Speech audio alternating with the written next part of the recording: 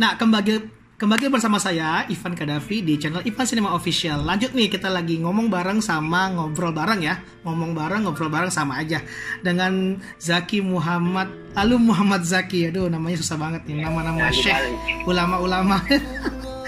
Oke, Zak, tadi gimana tadi pertanyaannya adalah kesulitan apa sih yang kamu kamu rasakan ketika belajar nih ilmu penerbangan ini? Seperti apa kira-kira?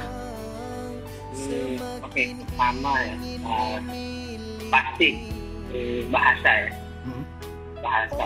Pelajaran semuanya berbahasa Inggris. Wow. Itu semuanya berbahasa Inggris. Sebentar, dikat dulu nih. Pelajaran berbahasa Inggris. Jadi denger nih ya, buat kamu semuanya nih pendengar, khususnya anak-anak sekolah di Mekah nih, bahasa Inggris nih, masya Allah. Sangat penting ya Kak Lalu Zaki ya. Berarti English Cup di sekolah kita itu harus benar-benar diikuti dengan baik nih ya, karena membantu sekali itu. Betul ya, penting banget bahasa Inggris ya. Iya, bahasa Inggris nih, soalnya buku-bukunya itu semuanya dari Amerika buku-bukunya. Banyak sih ilmu yang dipelajarin, banyak sekali, sangat-sangat luas. Ada meteorologi, yaitu tentang cuaca, ada aerodinamik, ada tentang mesin, ada tentang hukum penerbangan. Semuanya sangat-sangat banyak, ada 14 subjek kalau dikumpulkan, itu semuanya berbahasa Inggris dan sangat luas ini. Ya, kita nggak bisa selesai belajar, setiap hari kita harus belajar, setiap waktu kita harus nambah ilmu.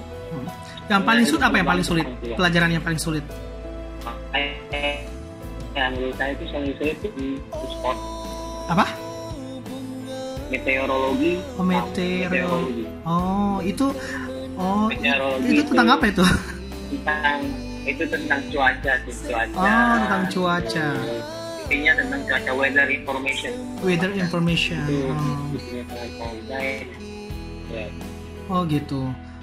Jadi gini nih.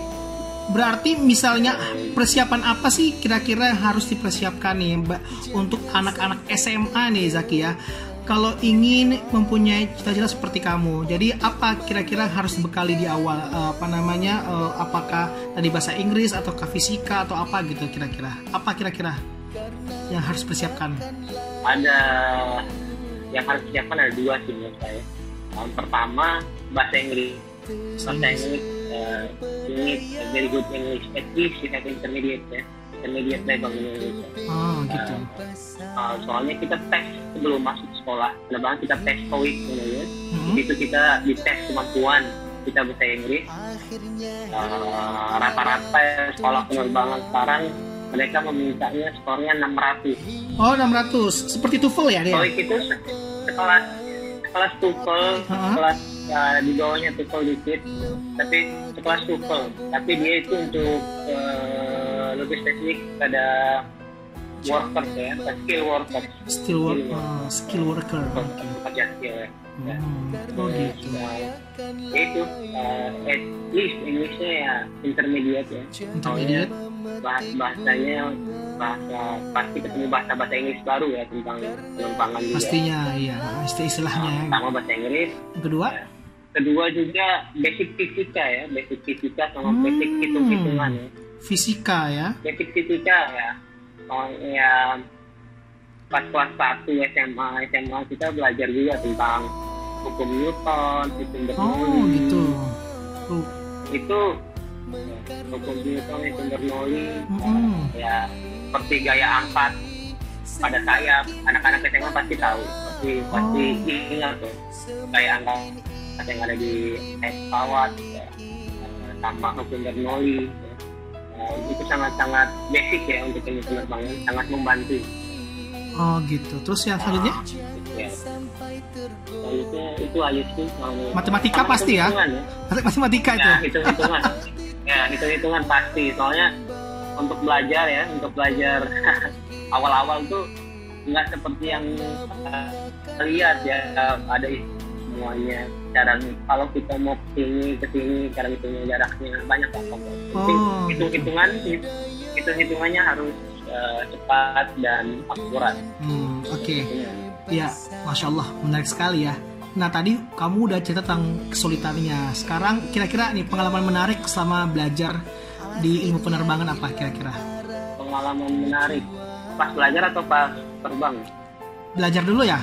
Belajar lah pesawat terbangnya. Lanjut aja ceritanya. Kalau belajar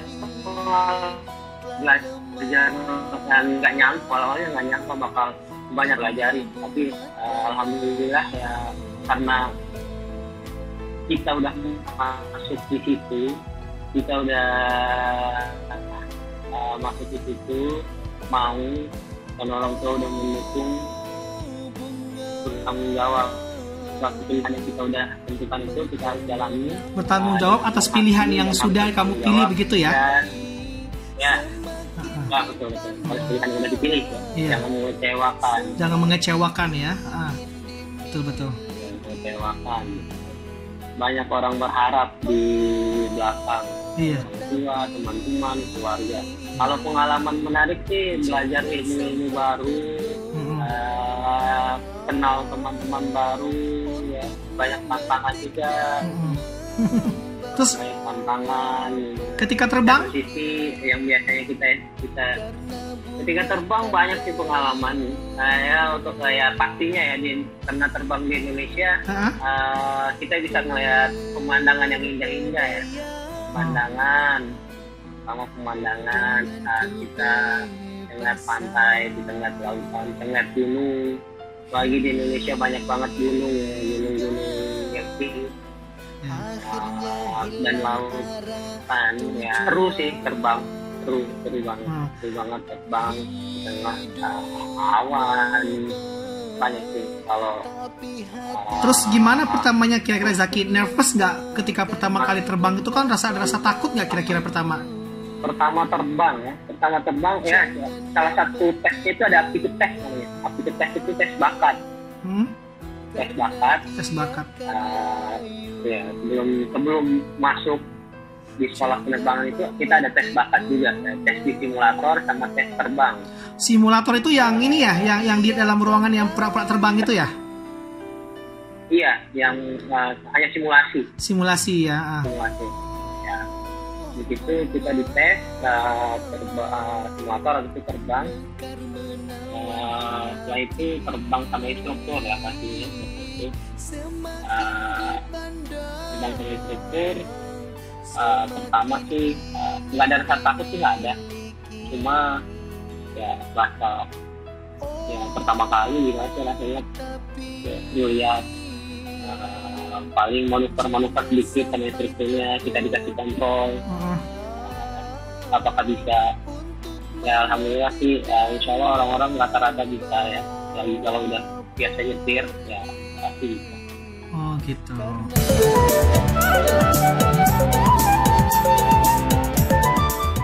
Ya tadi menarik banget ya Zaki tentang pengalaman kamu dan pelajaran apa saja sih yang harus dipelajari sebelum memasuki dunia kuliah penerbangan atau informasi tentang kuliah-kuliah penerbangan. Jadi harus bahasa Inggris dan juga pelajaran fisika, matematika juga harus ditekuni dari sekarang begitu ya. Lanjut nih Azak, apa saja sih yang diajarin selaku seorang instruktur penerbangan? Kira-kira apa saja yang diajarin tuh?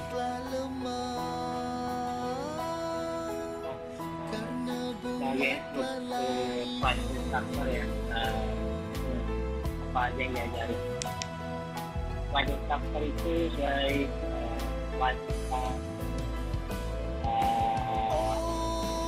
saya mengajarkan di kelas, saya ngajar di kelas, mengajarkan teoretikal ya.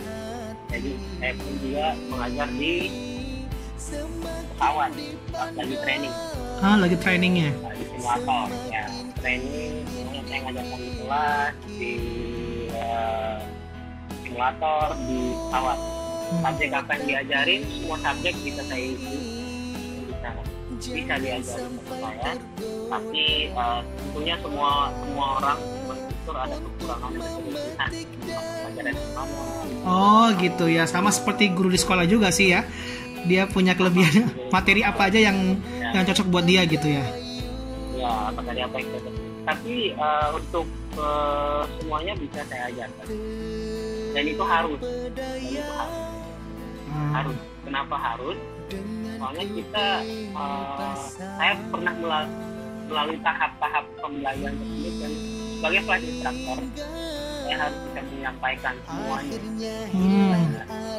student pilotnya. Oh gitu. Jadi di kelas. karena kamu memang sebelumnya sudah pernah melewati itu semuanya, jadinya ya ya bisa disampaikan kembali kepada junior-junior ataupun pada mahasiswa-mahasiswa gitu ya, para penuntut ilmu yang sedang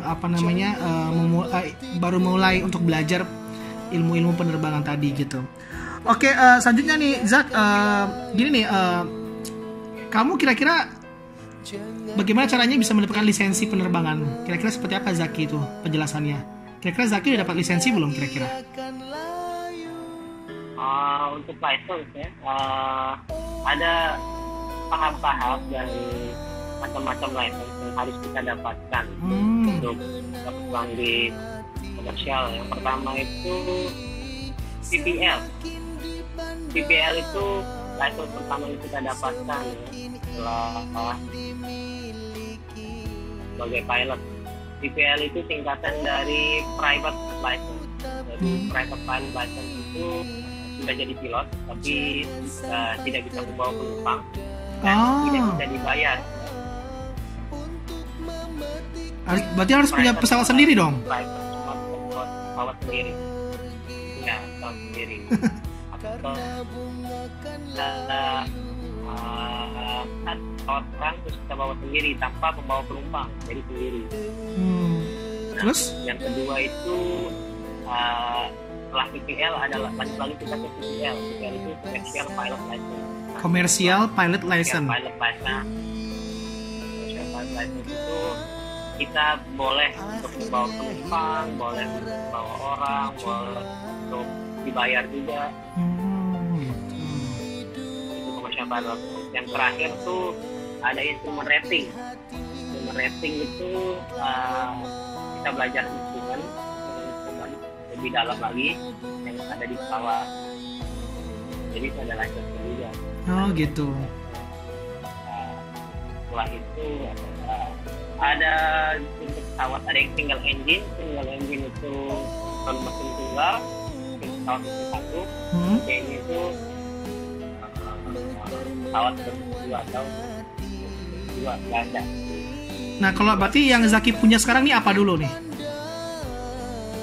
Kalau saya sendiri sekarang, saya punya PPL punya, instrument rating punya, OIR, dan punya sertifikat flight instructor. Tapi kenapa sekarang Zaki lebih memilih menjadi seorang instruktur penerbangan?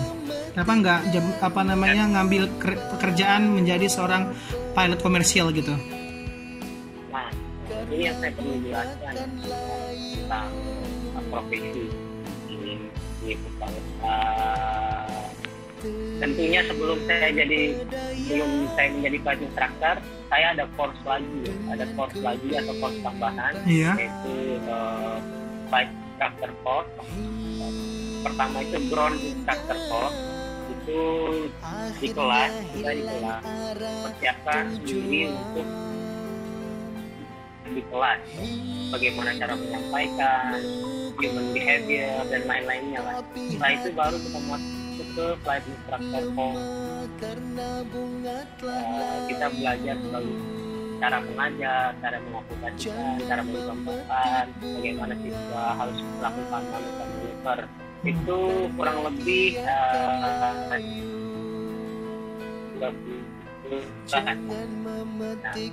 perbedaan kenapa saya memilih flight instructor. Pertama, memang tawaran dan kesempatan yang ada waktu itu setelah saya lulus mengambil profesi tawaran tersebut sebagai flight instructor. Nah, perbedaannya kenapa nggak menjadi commercial pilot di maskapai? Sebenarnya pilot itu banyak kategorinya. Ada pilot helikopter, gitu. ada pilot charter, pilot kargo, ada pilot di maskapai ya, yang mungkin yang penonton tahu ya, ada Garuda Indonesia, ada Saudi Airlines, apa namanya, Lion Air, banyak lah, ada Flynas. Berarti karena tawaran pertama itu yang kamu dapat adalah pilot instructor ini, jadi kamu ya ini dulu gitu. Tapi bisa jadi kamu nanti bisa mungkin pengen nyoba yang lain ya nanti ya, kira-kira gitu. Seperti apa? Ya, insya Allah ya, semua harus punya plan bagaimana ke depannya. Iya. Kita nggak boleh nyaman di zona kita atau comfort zone. Iya, oke, betul ya itu. Nggak boleh kita di comfort zone kita. Kita harus memikir ke depan, 1 tahun atau 2 tahun atau 5 tahun ke depan saya harus di mana, kita harus iya, betul. Kita harus pakai plan untuk itu. Harus punya planning hidup lah ya, target-target ya, yang harus diraih seperti itu. Oke, Zak, ini yang terakhir nih pertanyaannya nih, bukan pertanyaan sih gitu. Kasih pesan kepada penonton, khususnya adik-adik kamu di Sekolah Indonesia Mekah ya. Kira-kira apa sih pesan dari lalu Muhammad Zaki untuk adik-adik untuk bisa meraih mimpinya deh, cita-citanya seperti itu.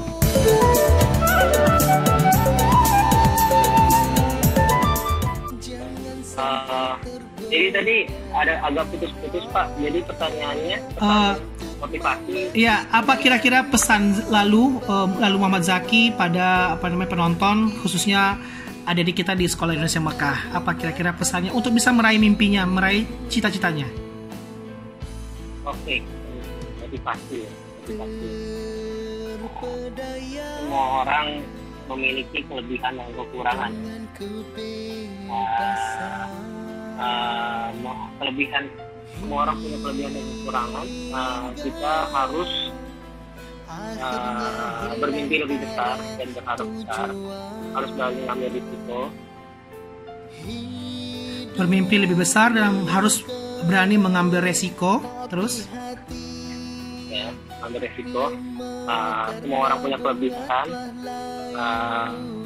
dan hobi ya, kelebihan dan punya kekurangan. Gimana caranya kita memperdalam atau memperluas kelebihan kita itu dan meminimalisir kekurangan kita. Iya, bagus banget. Meminimalisir kekurangan kita. Jadi kita bisa menutup ya, apapun kekurangan. Saya pun punya kekurangan, saya kan punya kekurangan. Jadi gimana caranya kita menutupi itu dan mengurangi ya. Setelah itu ya, kalau setelah SMA lanjut ke tahap berikutnya, apapun itu harus punya plan, apapun itu harus punya target, plan 2-5 tahun ke depan, target. Dan jangan pernah nyaman di zona kalian ya. Jangan pernah nyaman di zona nyaman, sebetulnya artinya harus mencoba terus gitu ya. Harus mencoba terus ya. Great things never come from comfort zone. Hal-hal yang kata yang bagus dan hebat nggak bakal datang di zona nyaman. Kalau kita stuck di zona nyaman, kita nggak akan berkembang. Betul. Kita harus terus maju. Ya, dunia berkembang, teknologi berkembang. Kita bisa sekarang talk show lewat video call, gadget sekarang semuanya ada, apa sih yang nggak ada di dunia sekarang dan zaman sekarang. Dan kalau udah memiliki kerjaan atau memiliki aktivitas, kita harus senang, kerjainnya senang dan penuh hati.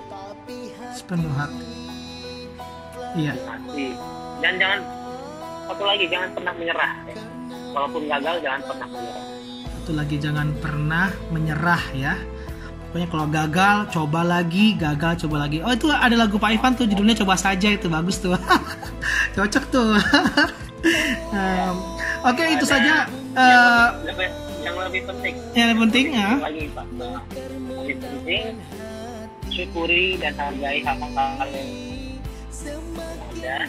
Jangan lupa berdoa. Ulangi lagi tadi, syukuri sama ridho orang tua. paling penting ridho orang tua. Tadi ulang lagi tadi syukuri terus Syukuri dan hargai hal-hal yang ada yang kita miliki ya.